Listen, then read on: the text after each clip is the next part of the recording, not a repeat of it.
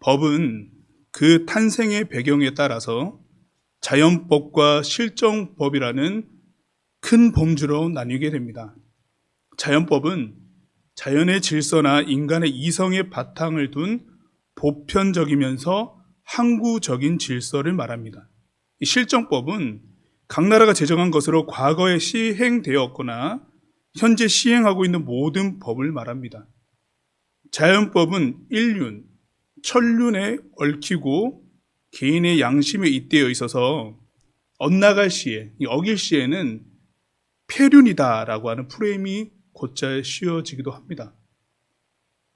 죄에 대한 대가도 인간 계도의 목적을 둡니다. 실정법은 문화와 이해에 따른 각 나라의 그 제정된 법이 다르겠지만은 어길 시에는 마찬가지로 정해진 형량이 있고 그것을 마치면 죄에 대한 책임은 어느 정도 일단락이 됩니다. 자연법은 무겁고 사람이 낙인 찍혀서 사회에서 다시 생활하기 힘들고, 실정법은 다시 사회에 복귀는 하나 죄의 무게를 가볍게 여길 가능성이 있습니다. 그래서 이 둘은 함께 갑니다. 이 사람의 죄는 형법 조항에 따라서 여차여차 이렇게 정하나 그 죄질이 사회 통념에 반하는 폐륜적 행위이므로 이런 판결을 내잖아요. 이게 자연법과 실정법이 함께 있는 건데, 그 판결을 이제 시민들이 보고 듣고 이제 저 사건이 이렇게 종결되는구나, 응당한 대가를 받았구나 하는 어느 정도의 안심을 하고 안정을 누리고 일상으로 복귀를 합니다. 지금 제가 말씀드린 게 이제 법의 징벌적 요소를 말씀드려서 꽤 무거워 보이는데, 사실 법의 존재 목적이라고 하면은 이 개인의 자유와 권리를 보호하고 사회 질서 유지에 있습니다. 조금 더 쉬운 말로 표현하자면은 법은 사회 약속이죠. 우리의 약속입니다. 그러나 우리가 경험적으로 알듯이 이 법이 사회 약속으로 만들어졌는데, 그런 사회 약속으로 작용하는 일보다 이 권력의 무기가 되는 경우가 참 많아서 우리의 가슴을 안타깝게 하는데요. 그래서 이 독일의 법 철학자 위르겐 하버마스라고 하는 사람이 그의 책 사실과 타당성이라고 하는 곳에서 오늘날의 우리의 법은 그런 권위 있는 자의 그들만의 소수에 의해서 제정되는 법이 아니라 의사소통적인 법이 되어야 된다. 그러니까 특정한 단위의 사람이 만들어낸 법이 아니라 권력으로 활용되는 그 무기처럼 되는 것이 아니라 작은 자들까지 모두가 다 이곳에 와서 공론의 장에서 논의하고 이렇게 일어난 일에 대해서 서로의 생각들을 말하고 거기에서 사회적 합의를 도출한 것을 가지고 법을 만듭시다. 그래서 의사소통적인 법, 의사소통으로서의 법을 이야기를 하거든요. 우리나라에서 이런 비슷한 맥락을 보이는 게 국민청원 정도가 될 것 같습니다. 법 이야기를 굉장히 많이 하고 있죠. 제가 뭐 법 전공자는 아닌데 법 이야기를 많이 하고 있는 이유가 뭐냐면은 오늘 우리가 보는 갈라디아서 5장의 말씀이 우리가 많이 들어보았을 법한 단어이긴 하지만 이 단어들이 엄밀히 말하면 법적 용어이기 때문에 법에 대해서 좀 말씀을 드리고 있습니다. 법의 핵심은 개인의 자유 보장, 사회 질서, 사회 약속이다라고 하는 것 염두에 두고 오늘 말씀을 함께 보았으면 합니다. 오늘 말씀의 핵심이고 주제와도 같은 구절을 하나 함께 읽겠습니다. 1절입니다. 갈라디아서 5장 1절 말씀을 우리 함께 읽겠습니다. 그리스도께서 우리를 자유롭게 하려고 자유를 주셨으니 그러므로 굳건하게 서서 다시는 종의 멍에를 매지 말라. 아멘. 그리스도께서 우리를 자유롭게 하려고 자유를 주셨다라고 이렇게 말합니다. 그러면 당연히 이전 상태에는 자유롭지 않았다라고 하는 것을 전제로 합니다. 자유롭지 않게 만든 것은 오늘 1절에서 뒤에 설명하고 있기를 종의 멍에 때문입니다. 종이라는 단어 자체가 어딘가에 종속되어 있다라고 하는 뜻을 가지고 있기 때문에 그것 자체로 한정적이고 제한적인데, 종과 플러스 뭐가 붙어 있습니까? 멍에라는 단어가 붙어 있습니다. 멍에가 목덜미, 소 같은 경우 목덜미에 짊어지게 되면은 부자연스러운 것이 되어서 고개를 상하 좌우로 쉽게 이렇게 돌릴 수 없고 자기 앞에 주어진 밭만 보고 가게 되는데, 종도 부자연스럽고 멍에도 부자연스럽기 때문에 이 자유롭지 않은 상태에 더 자유롭지 않은 것, 종의 멍에. 말만 들어도 이게 답답합니다. 말씀에서 다시는 종의 멍에를 매지 말라라고 하니까 전에는 종의 멍에를 쥐고 살았고 지금은 예수께서 오시고 난 다음에는 그렇지는 않다 우리가 라고 하는 것을 사도 바울이 이야기하고 있는데, 그러나 우리가 종의 멍에를 이전에 지었으나 이제는 지지 않으나, 그러나 지금 갈라디아 교인들에게 보이는 이 행동주의라고 하는 것이 마치 종의 멍에를 다시 지려고 하는 행동을 보이고 있어서 갈라디아서 5장에서 종의 멍에 이제 지지 마라고 이야기하고 있는 거죠. 왜 이런 행동주의가 보이는가라고 하면은 우리가 신약 성경에서 많이 보고 있는 신약시대 교회의 가장 아픈 손가락이 있죠. 하나님의 말씀, 예수 그리스도를 전하는 데 있어서 대적이 되고 그 말씀을 곧잘 오해하고 왜곡하게 만드는 자들의 그 이야기들, 율법주의자들. 율법주의자들이 이 율법에 대해서 행할 것들을 이야기할 때에 오늘 말씀에는 할례라고 하는 것을 가지고 사람들에게 종의 멍에를 씌우려고 한다라고 하는 겁니다. 그래서 사도 바울이 종의 멍에 이제 다시 질 수 없다 우리는 라고 하는 내용으로 이야기하고 있는 거죠. 바울이 말합니다. 너희에게 말하노니 너희가 만일 할례를 받으면 단서가 확실하게 나왔죠. 할례를 받으려고 하는 사람들이 있다는 거예요. 할례에 대한 이야기가 오늘 주된 내용이 되겠습니다. 할례는 종의 멍에를 다시 매는 일이고, 그리고 할례는 율법주의자들이 말하는 그 율법을 행해야 된다라고 할 때에 가장 뜨거운 감자와도 같습니다. 율법의 다른 내용들도 많겠지만 이 할례라고 하는 것이 너무나 강력해서 이것을 쉬이 떠날 수가 없었다라고 하는 건데요. 할례에 대해서 우리가 잠시 한번 살펴보겠습니다. 이스라엘의 믿음의 선조 아브라함 때에 하나님께서 하나님의 백성이라는 상징으로 할례를 행할 것을 명령하셨습니다. 고대 근동사회에서 그 민족의 가장 큰 힘이 무엇인 줄 아십니까? 인구거든요. 인구. 그 민족이 인구가 많으면 엄청 힘이 센 나라예요. 인구. 자손 번창을 이룰 때 할례라고 하는 것이 고대 근동사회 인구가 가장 큰 국가의 민족의 힘이었을 때에 자손 번창이라고 하는 것이 있는데, 이 자손 번창을 이룰 때, 즉 남편과 아내가 아무것도 가리지 않는 그 순수한 상태에서 자손 번창을 위해서 아름다운 행위를 하려고 할 때에 할례라고 하는 것을 행함으로 자손 번창을 위하여서 부부의 결합을 할 때에도 할례된 표시를 바라보면서 내가 누구의 백성인가 라고 하는 것을 생각하게 만든다라고 하는 거죠. 그리고 이후에 우리의 자녀들은 어디에 속한 사람인가라고 하는 것을 계속 기억하게 만든다라고 하는 겁니다. 삶의 작은 영역에서.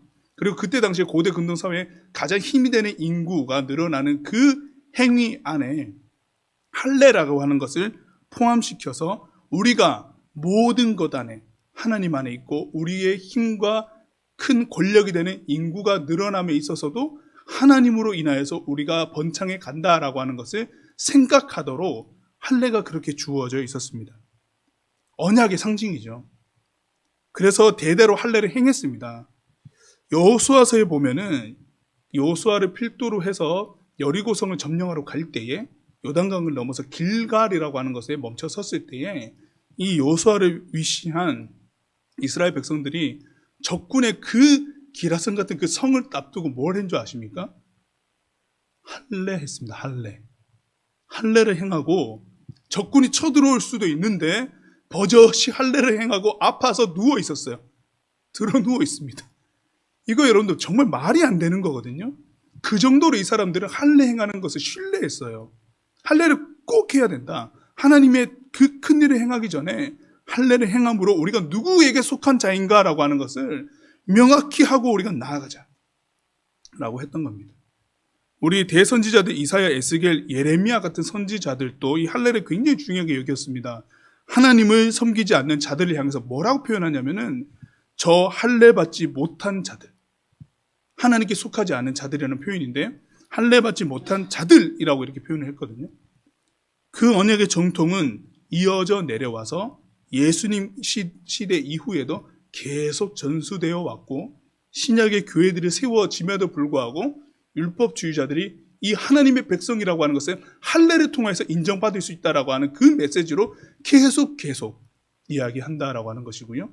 유대인들 중에서도 그리스도인이 된 사람들도 있는데 특히나 유대인 같은 경우는 이 부분에서 더 약했죠. 쉬이 벗어날 수가 없는 겁니다. 그래, 맞아.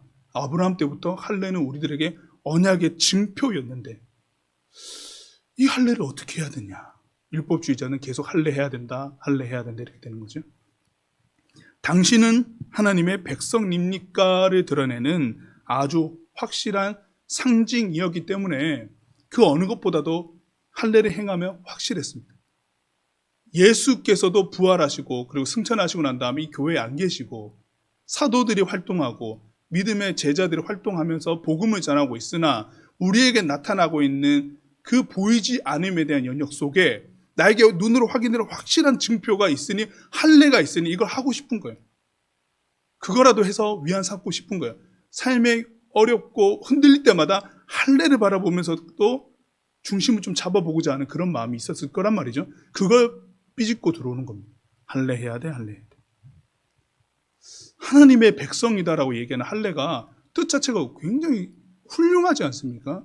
끊어져서는 안 될 고백이잖아요. 그런데 문제는 뭐냐면은 신약 곳곳에서 이 할례를 문제 삼고 있습니다. 할례가 어찌하여서 예수님이 오신 뒤에는 행하지 말아야 될 것이 되는가? 왜 문제가 되는 것일까가 우리의 궁금증이죠. 할례는 그 사람이 어디에 속한 것인지를 드러내는 역할을 합니다. 하나님께서 아브라함을 통해서 할례를 명하실 때도 그대가 어디에 속한 자인지를 육체에 상처를 내면서 표시를 했죠.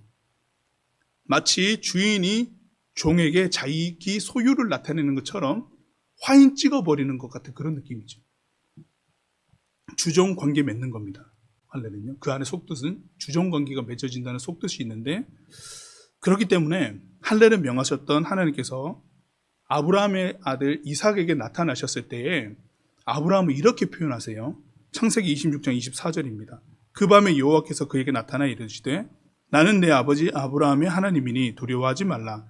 내 종 아브라함을 위하여 너와 내가 너와 함께 있어 내게 복을 주어 내 자손이 번성하게 하리라 하신지라. 할례 언약을 하고 난 다음에 하나님께서 아브라함을 부르는 그 호칭이 내 종 아브라함으로 바뀝니다. 주종 관계가 맺어졌다라고 하는 거죠. 너는 나의 종이다. 주종 관계가 맺어졌습니다. 하나님께서는 아브라함을 종으로 부르셨습니다. 할례는 하나님과 나는 주와 종의 관계인 것을 나타내는 겁니다. 그런데 예수님이 오시면서 이게 변화가 생긴 겁니다. 요한복음 1장 12절에서 영접하는 자, 곧 그 이름을 믿는 자들에게는 하나님의 자녀가 되는 권세를 주셨으니. 아멘. 그리고 요한복음 15장 15절에서 이제부터는 너희를 종이라 하지 아니하리니 종은 주인이 하는 것을 알지 못함이라.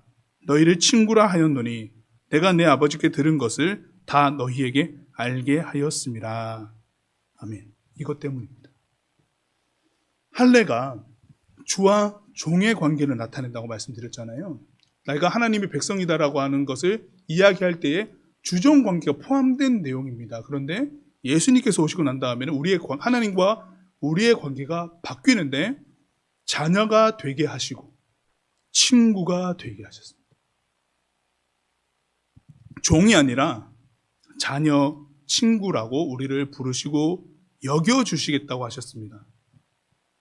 그리스도 예수를 통하여서 그렇게 되었습니다. 그리스도 예수께서 흘리신 그 피로 우리를 사서 하나님께 드리심으로 할례의 내용이 싹 바뀌는 거죠. 요한계시록 5장 9절의 말씀입니다. 그들이 새 노래를 불러 이르되 두루마리를 가지시고 그 인봉을 떼기 합당하시도다. 일찍이 죽임을 당하사 각 족속과 방언과 백성과 나라 가운데서 사람들을 피로 사서 하나님께 드리시고.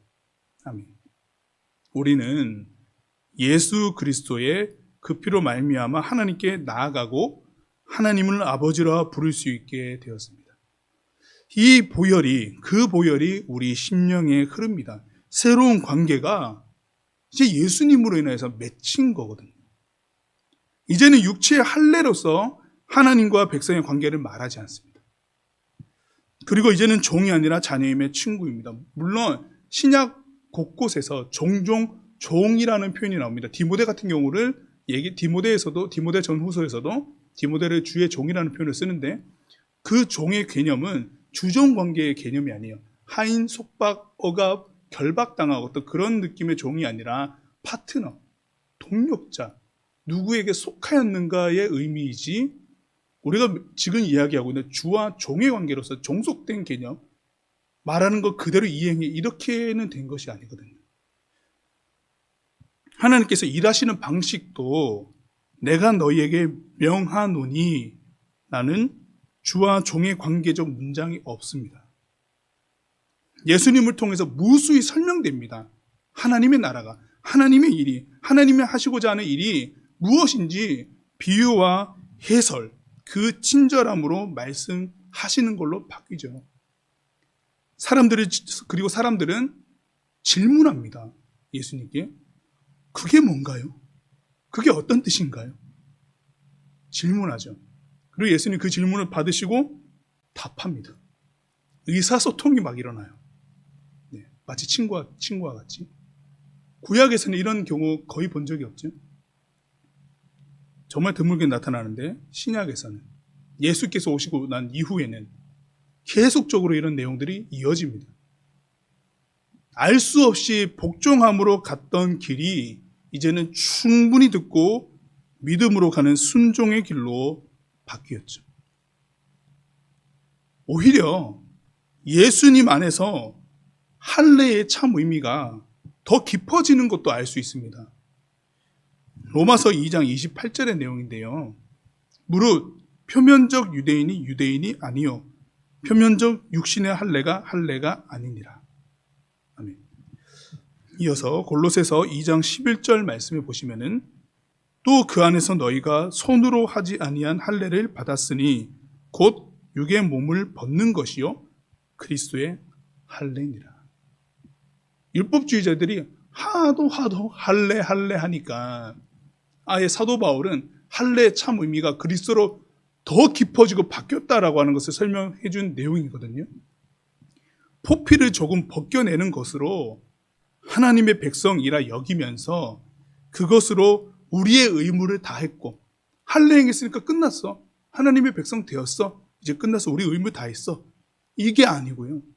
그렇게 여기는 육신의 할례가 아니라 이제는 온몸을 벗겨내는, 포피 잠깐 벗겨내는 것이 아니라 온몸을 벗겨내는 존재의 새로움, 이게 할례의 참 의미가 됐다라고 하는 거죠. 이걸 가리켜서 그리스도의 할례가 됐다라고 이렇게 사도 바울이 정리를 해줬습니다.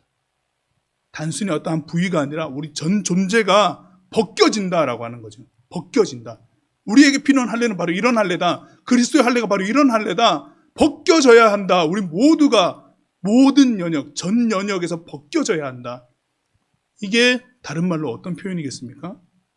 거듭남을 뜻하는 거죠. 거듭남. 하나님의 나라의 일을 볼 수 있고 진정 예수님을 믿는 믿음의 깊이가 달라지는 것. 우리는 이런 할례를 행해야 되고, 오히려 할례를 하려면 전 존재가 벗겨지는 것을 이야기하고 바라야 될 것인데, 한 부위적인 외쪽으로 일어나는 포피를 베는 행위로서만 그냥 하나님이 백성 된다라고 하는, 말씀 해석도 없고 지금 하나님께서 무슨 말씀하시는지에 대한 근본적인 알을 추구하지도 않는, 오히려 그래서 이걸 행함으로 예수께서 그렇게 피 흘리면서까지 전해주셨던 복음이 왜곡되고 전달되지도 않고 막혀버리는 이것이 되니까 이것은 끊어내야 될 것들이다 라고 얘기한 겁니다.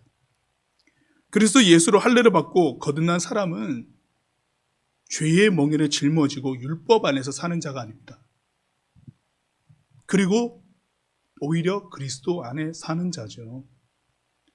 오늘 본문 말씀 4절 6절에서 한번 보시면은 율법 안에서 의롭다함을 얻으려 하는 너희는 그리스도에게서 끊어지고 은혜에서 떨어진 자로다. 그러나 6절에서 그리스도 예수 안에서는 할례나 무할례나 효력이 없으되 사랑으로서 역사하는 믿음뿐이니라. 율법 안에서와 그리스도 예수 안에서와는 매우 다른 길입니다. 매우 다른 길이죠.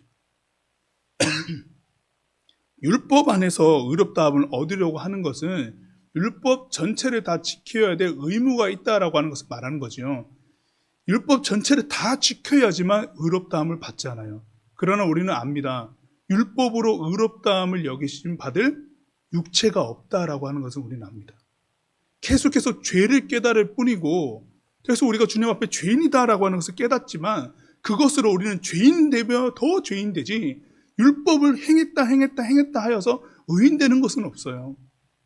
의인이 없습니다. 쉼이 없어요. 계속 우리는 율법을 행해야 됩니다. 그 끝에는 의가 전혀 없습니다.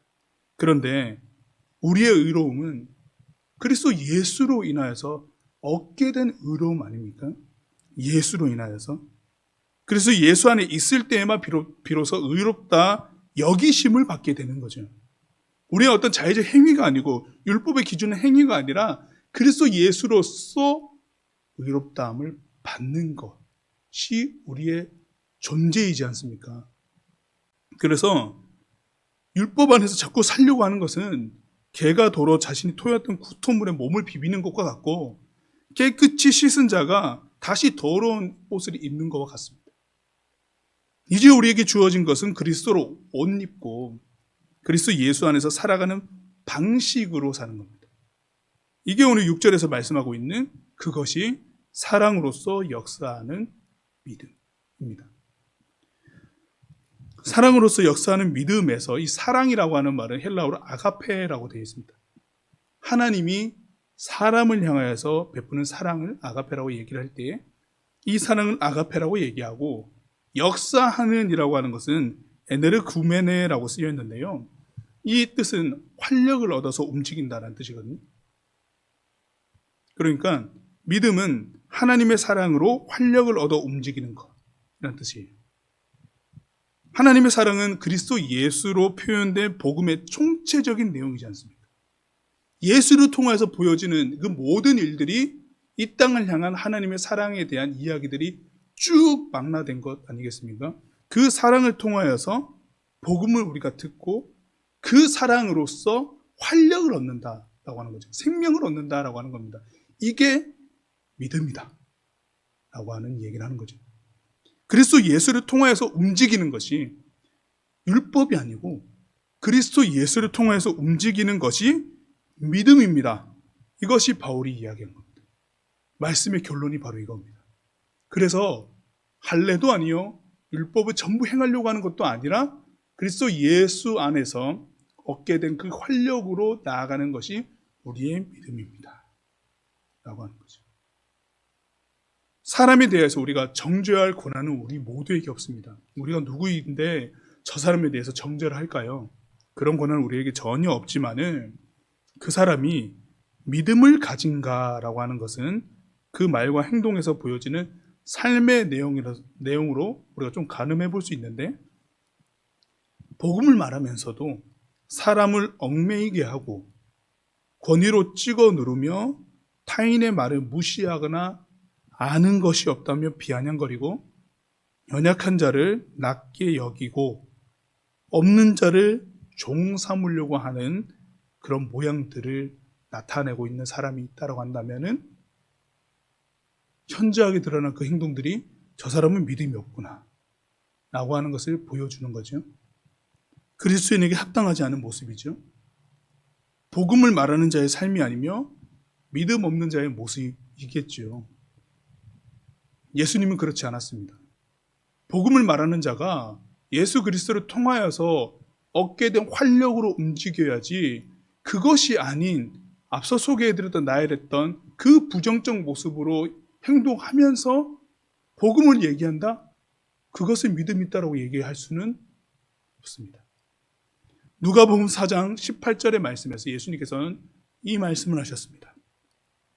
주의 성령이 내게 임하셨으니 이는 가난한 자에게 복음을 전하게 하시려고 내게 기름을 부으시고 나를 보내사 포로된 자에게 자유를, 눈먼 자에게 다시 보게 함을 전파하며 눌린 자를 자유롭게 하고. 아멘. 그리스도 예수의 사역은 자유를 주고자 함입니다. 자유. 사랑으로서 역사하는 믿음은 하나님의 사랑이신 그리스도 예수를 통하여서 활력을 얻어서 나타나는 그 믿음은 사람을 자유롭게 합니다. 자유롭게 한다는 거죠.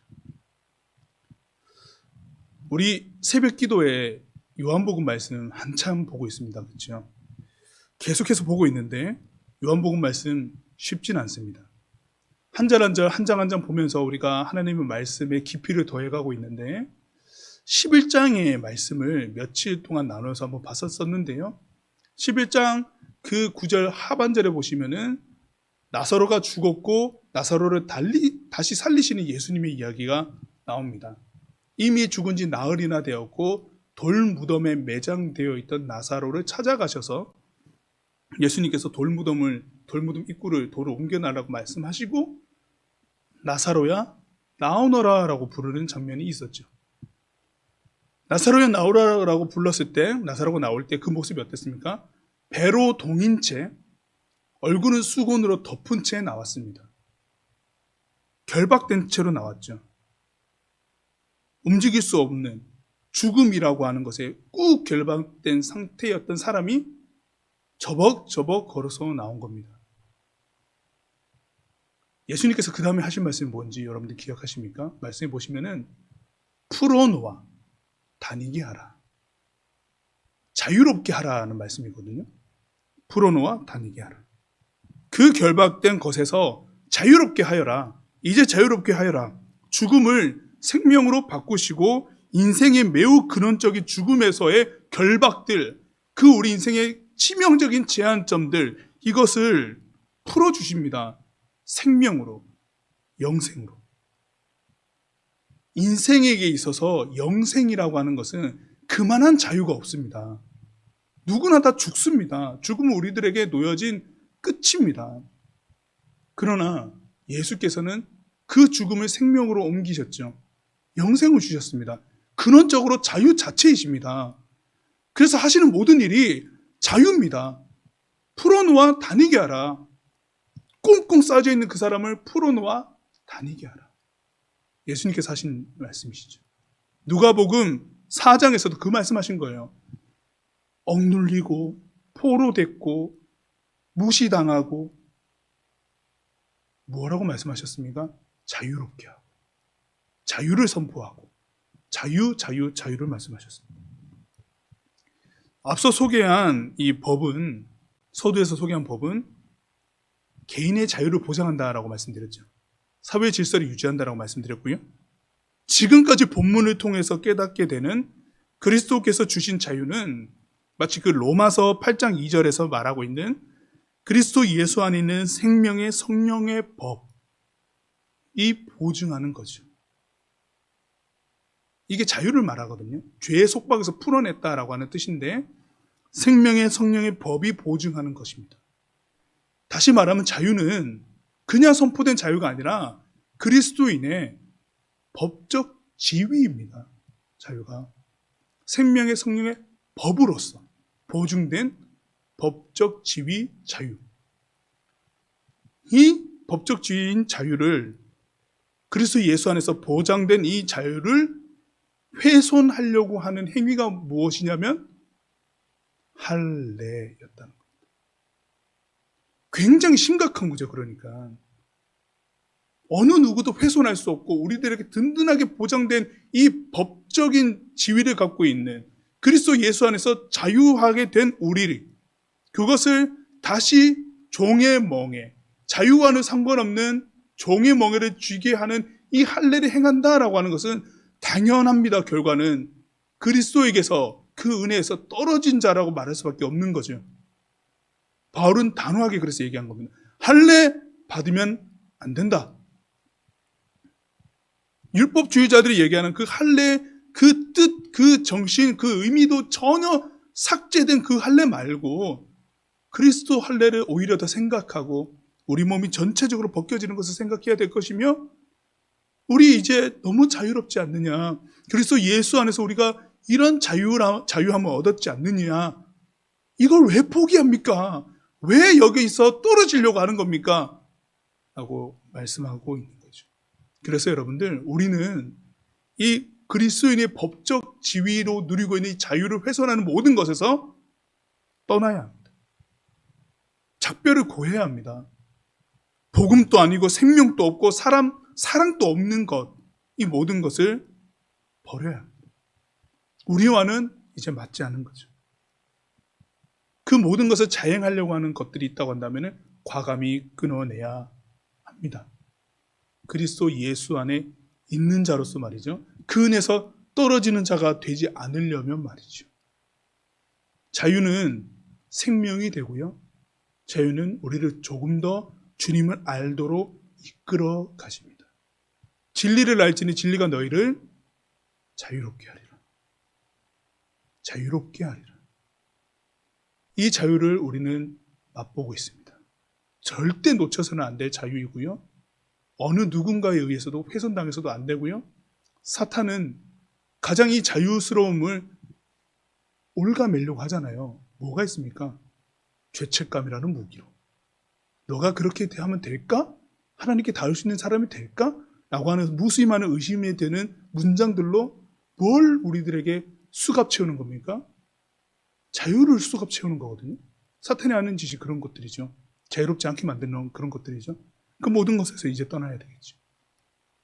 오늘 말씀은 사랑으로서 역사하는 믿음이며 그 안에는 하나님의 사랑이신 예수 그리스도 안에서 자유를 획득한 자로서의 삶을 영위에 가도록 말씀하고 계십니다. 이 시간에는 기도하면서 이 말씀을 좀 정리해 나갈 텐데요. 말씀을 좀 마무리하면서 우리를 자유롭게 하신 예수 그리스도의 그 역사하심, 그 사역을 기억했으면 좋겠습니다. 이제 기도하면서 말씀의 깊이를 좀 더해가고자 합니다. 그 말씀의 내용들을 담아 보겠습니다. 첫 번째로 우리가 함께 좀 기도해 봤으면 하는 것은, 나의 믿음이 자유를 향해 가고 있지 않고 자신이든 타인이든 결박하고 제한하고 억누르고 무시하는 율법적 잣대로서 내가 행동하고 있다고 한다면, 그 생명력 없는 것들을 내가 자행하고 있다고 한다면 우리는 거기에서 돌아서야 되겠죠.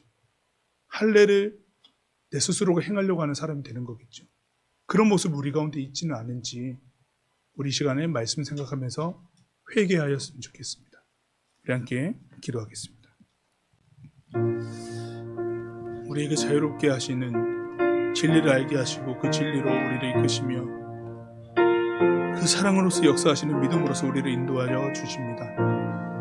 아버지 하나님, 우리가 그 자유를 얻은 자로서 주님 앞에 서 있습니다. 그러나 우리가 행하려고 하는 것들은 그 육신의 그 작은 안위로서의 내가 무엇을 해내었다라고 하는 것, 그리고 내가 무엇인가 주님 안에서 활동하고 있다라고 하는 것, 그것에 집중된 채로 내가 행하고 기도하고 말씀을 보고 예배하는 그 행위에는 깊이를 더해감이 아니라 오히려 율법을 자행하고 할례를 행하려고 하는 그러한 모습으로 우리가 서게 되는 경우들이 너무 많아서 복음의 참뜻을 잊어버린 채 그리스도 예수로 자유함을 얻은 자로서 자유함으로 나아가는 것이 아니라 오히려 종의 멍에를 매려하는 사람으로서 갖가지 것들로 나를 올가매고 부자연스럽고 그리고 장치가 걸린 어떠한 결박된 모습으로 우리를 이끌어가면서 상대를 바라볼 때에 그 존재 자체를 자유와 사랑과 평화로 바라보는 것이 아니라 나와 다름으로만 보지, 그것을 존중하는 것도 여기에서부터 시작되지 않으니 그 모든 것이 우리들에게는 구별이 되고 구분이 되고 밀어내는 일들이 일어나고 그 안에는 생명력도 없고 복음도 없었고 따뜻함도 없었고 평화를 말함도 없었습니다. 나보다 남을 낮게 여기고 존중함도 없었으며 비아냥거리게 일쑤였고 그것에 하나님의 사랑을 담지도 못하는 우리의 할례 받으려고 하는 모습들이 가득한 우리들의 모습이었음을, 나의 모습이었음을 고백합니다. 하나님, 사랑으로서 역사하는 믿음, 하나님의 사랑이신 그 모든 이야기들로 예수 그리스도를 통해서 보여주신 하나님의 사랑의 이야기가 우리 가운데 있음에도 불구하고 우리는 그것을 놓쳐버린 채, 그것에 집중하지 않은 채, 그것을 사글이 다 빼먹은 채 하나님께 언제 나아가지 못하는 사람으로서 스스로가 그 자리에 가며 하나님과 다른 인생을 살려고 하는 자들로서 서 있었음을 고백하오니, 아버지 하나님, 우리의 이 죄악됨을 용서하시고 그 자유로 우리의 몸을 던져내리지 아니하고 다시금 멀어지려고 하는 것 길을 선택했던 우리의 죄성과 죄됨과 자유롭게 하시는 그 말씀 안에 서 있지 못했던 우리들의 그 모습들, 다시 돌아가고자 하오니 주여 우리를 이끌어 주옵소서. 그곳으로 우리를 인도하시고 주여 우리를 이끌어가 주시옵소서. 한 가지 더 계속해서 기도할 것은 하나님의 사랑의 발현이신 그리스도 예수 안에서 활력을 얻은 믿음으로 살아낸다면 그 어느 곳이든 생명과 치유와 자유가 있을 것인데, 우리 모두에게 이러한 역사가 일어날 수 있도록 성령님 역사하여 주옵소서. 우리 시온 성교회 모든 교우들 가운데 그렇게 역사하여 주옵소서. 우리 함께 기도하겠습니다.